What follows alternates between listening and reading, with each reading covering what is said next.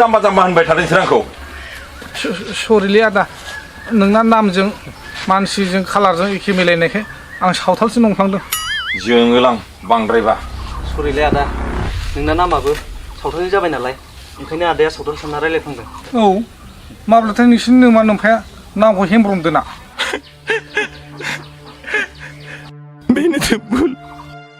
आइ आफानि मानसि गोसोमखाय नामखौबो हेमब्रम दोनबाय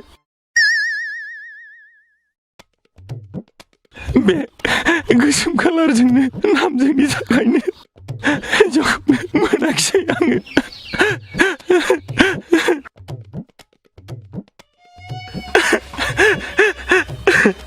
बेखायनो सावथाल हिन्जाव लानो सावथाल राव सोलोंनांगौ जादों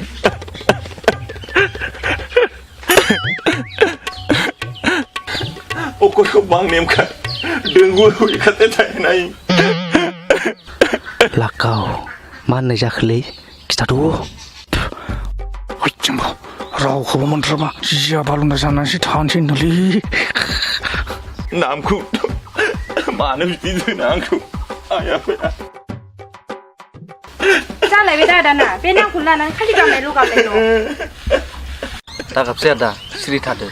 बादा होबाबो गाबगाया आदाया फुरा 1 मिनिटखौ गाबखायो बेनिखायनो आदानि सिगाङाव गावनि नामखौ लानानै आफसुस खोथा रायलायजाया